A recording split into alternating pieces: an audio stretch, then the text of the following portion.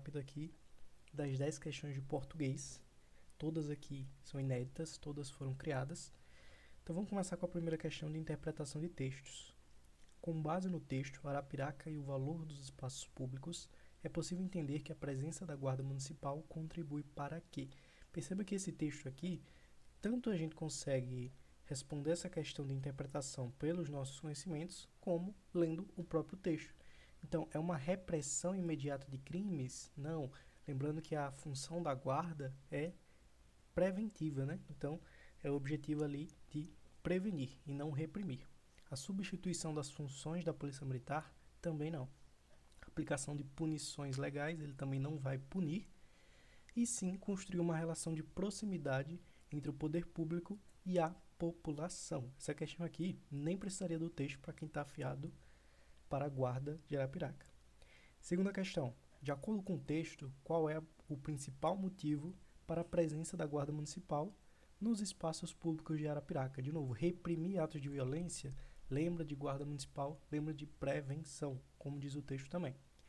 Fiscalizar o comércio informal que atua ilegalmente. Quem fiscaliza é Guarda Civil, beleza? Garantir o uso exclusivo dos espaços públicos para eventos oficiais da prefeitura. Então, ó, segundo o texto, é isso daqui que ele faz? Exclusivamente isso daqui? Ou tem uma resposta mais completa? Atuar de forma preventiva, correto? Promovendo a ordem, o senso de comunidade junto à população. Então, aqui está mais correto, seria a minha letra D. Mesmo que ele possa fazer essa letra C, não é o que o texto vem falando e nem focando. Então, a gente vai imaginar na mais correta, que é a letra D. Terceira questão, e aí começa a nossa parte de gramática. No trecho, quando a população sente que os espaços públicos estão bem cuidados e seguros, há mais participação, respeito e pertencimento. A palavra respeito pertence a qual classe gramatical? Percebe que ele está fazendo uma listagem de coisas. Se há alguma coisa. Então temos mais participação, temos mais respeito e temos mais pertencimento. Perceba que esse verbo aqui temos esse complemento aqui do meu verbo. Então, ó, perceba que todos esses verbos aqui são nomes de alguma coisa. É a participação, é o respeito e é o pertencimento. Então, aqui nós temos a presença de um substantivo, de um termo nuclear chamado de substantivo. Então, temos duas alternativas, letra C e letra D.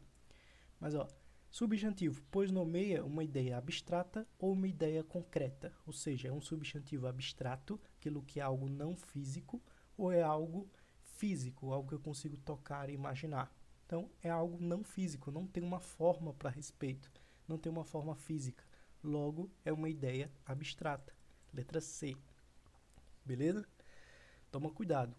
Abstrato vai ser ali um substantivo que pode indicar um tipo de ação, um tipo de movimento dentro dele, ou algo não relacionado a algo não físico, ok? Já o concreto, eu sempre gosto de falar 3 verbozinhos, que é tudo que eu consigo ver, tocar e imaginar, beleza? Se eu consigo imaginar a forma daquilo, ele é concreto. Quarta questão. No trecho, a presença da guarda nas ruas, atuando de forma preventiva, orientando, protegendo e educando, a forma verbal atuando é classificado como. Atuando é uma das 3 formas nominais do verbo. Ao todo, nós temos 3 formas nominais. Nós temos a forma nominal do gerúndio, a forma nominal do particípio e a forma nominal do infinitivo. Beleza? Nesse caso aqui, nós temos a presença da forma nominal do gerúndio. Gerúndio é quando eu tenho a terminação NDO ou a NDA. Particípio é quando eu tenho as terminações ido ou ida. E aqui, no meu infinitivo, é quando eu tenho as terminações, é a forma mais simples do verbo, que é as terminações AR, ER e IR. São as terminações do meu infinitivo. Perceba que aqui nós temos a terminação NDO. O gerúndio ele vai indicar alguma coisa em movimento, ou seja, vai ser uma ação contínua que está acontecendo. Então, o gerúndio é mais relacionado ao presente contínuo. O particípio está mais relacionado ao passado, ou seja, ele vai indicar o tempo passado. e o infinitivo, ele não vai ter ali a presença do tempo, beleza? Então, aqui, nesse caso, nós temos o gerúndio, terminou em NDO. Mas, ó, tanto a letra C quanto a letra D são alternativas. Porque, ó, gerúndio pode ter valor de adjetivo? Pode, quando ele estiver dando uma característica. E qual o outro caso? É quando o gerúndio indica um advérbio, tem um valor de advérbio. Quando? Quando essa forma verbal estiver dando uma ideia de circunstância de modo. Perceba que ó, a presença da guarda nas ruas atuando, ou seja, dessa forma que ele está atuando. Ele está indicando o modo de como ele atua. Logo, não é um valor adjetivo, e sim um valor adverbial. Por isso que a correta é a letra D, é o verbo no gerúndio com valor de ação contínua, que é a que mais complementa a nossa resposta. Beleza? Quinta questão. No trecho, esses locais que deveriam ser centros de convivência, lazer e cidadania. A oração que deveriam ser centros de convivência exerce função de quê? Beleza, aqui, de novo, caímos em uma questão nesse nível, que é a utilização do que cai bastante em concurso público. Quando eu tenho essa utilização do que, eu vou ter duas classificações. Ou vai ser uma oração subordinada substantiva, ou vai ser uma oração subordinada adjetiva, beleza? Como é que eu vou identificar? Quando é substantiva, a gente já sabe que eu vou trocar toda a oração subordinada por isto. Vamos lá, estes locais, qual que é a oração subordinada? Que deveriam ser centros de convivência, substitui tudo isso daqui, que significa que é a oração subordinada, por isto. Se fizer sentido, ela é uma oração subordinada substantiva. Vamos ver se dá certo.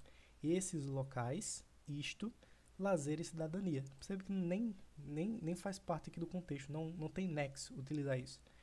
Então, vamos para a segunda regrinha, que é quando eu tenho uma oração subordinada adjetiva, que ela vai ter um valor de adjetivo.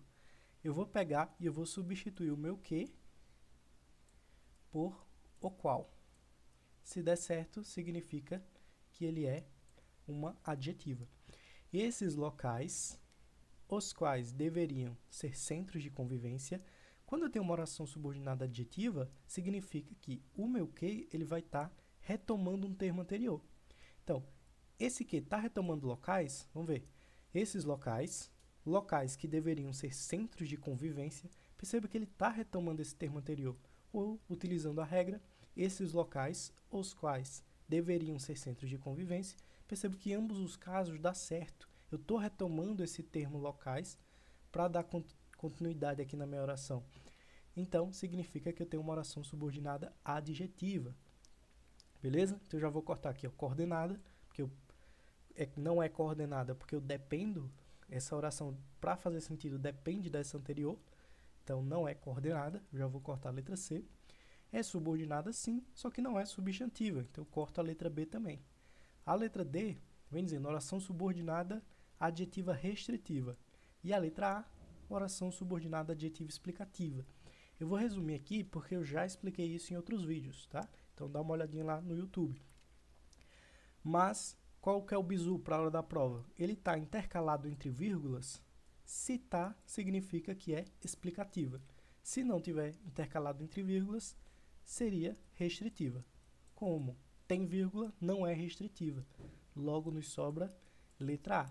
Um resumo mais prático da gramática seria: a explicativa explica o termo anterior e a restritiva restringe. Restringe o termo anterior. Não tem palavra melhor que isso, não. Sexta questão, ainda sobre o texto anterior. A valorização dos espaços públicos, a palavra valorização. Perceba que aqui, essa palavra vem de qual? Vem da palavra valorizar. Ou seja, eu tinha um verbo que se transformou em um substantivo, beleza? Então, essa palavra valorização, como é que eu sei que é um substantivo? Ó, aqui, ó, a letra A. Sempre que eu tenho aqui um artigo, a palavra que tiver ligado a esse artigo sempre vai ser um substantivo, beleza? Agora eu tenho duas alternativas, A ou C. Não é um substantivo próprio, porque substantivo próprio é nome de pessoa, cidade. Como não é o caso, Letra C nos sobra, é um substantivo que derivou do verbo valorizar. Texto 2 aqui, creio que já leram. E vamos para a 7ª questão. Com base no texto, é correto afirmar que a Praça Luiz Pereira Lima, dá uma olhadinha, dá uma pesquisada sobre essa praça, principalmente para conhecimentos de Arapiraca, beleza? Praça da Prefeitura, como é chamada. Representa o quê? Um espaço exclusivamente destinado a atos políticos e eventos cívicos? Não, né? Todo mundo pode passar por lá tranquilamente. Um local tradicional que perdeu importância, não, muito importante até os dias de hoje, representa a Casa da Cultura. Um ponto turístico pouco frequentado pelos... Já é pouco frequentado, não é, né? É literalmente no meio do centro de Arapiraca. Um símbolo afetivo e multifuncional que atende à vida cotidiana de Arapiraca. Lendo o texto, vocês chegaram a essa conclusão, tenho certeza. 8ª questão. Com base no texto, Praça Luiz Pereira Lima, um símbolo de identidade arapiraquense, assinale a alternativa em que há erro de acentuação gráfica. Então, uma questão aqui, de acentuação. Vamos dar uma olhadinha. Ao longo dos anos, a praça passou por reformas e manteve seu caráter, a única aqui acentuada seria caráter, e tá certo. Caráter é uma paroxítona, aqui oxítona seria número 1, paroxítona número 2 e proparoxítona número 3. Perceba que está aqui no número 2, é uma paroxítona terminada em R. Então, devo acentuar. Quando é que eu não devo acentuar uma paroxítona? Quando terminar em A, E, O e EM. Se não terminar nessas aqui, significa que eu devo acentuar. Beleza? É comum ver crianças brincando e idosos conversando sobre a sombra das árvores, que a palavra seria árvores, né? Acentuada. Então, árvores, no caso, 1, 2, 3, está na terceira sílaba, antepenúltima, é uma proparoxítona. Eu sempre devo acentuar uma proparoxítona. Letra C. Os atos públicos e eventos cívicos, a palavra aqui, cívicos e história. Por que tá certo aqui cívicos? Cívicos é uma proparoxítona. De novo, sempre acentuo uma proparoxítona.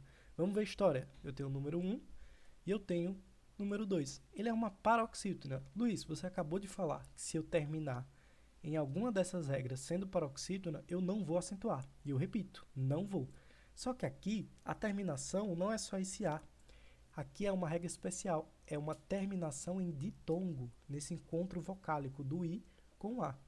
Então, tem uma regrinha a mais nas paroxítonas. Sempre que eu termino uma paroxítona terminada em ditongo, seja crescente ou decrescente, eu devo acentuar. Por isso que história é acentuado. E a letra D, o que é que está errado? Mesmo que isso seja uma paroxítona terminada em L, essa palavra não existe na língua portuguesa. Então, a banca aqui considerou... A banca não, né? Eu considerei essa questão errada por causa disso. Beleza? Alternativa correta, letra D de dado.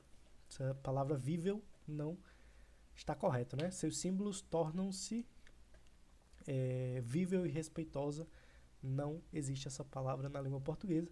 E memória aqui, que seria a segunda outra palavra, também está incorreto.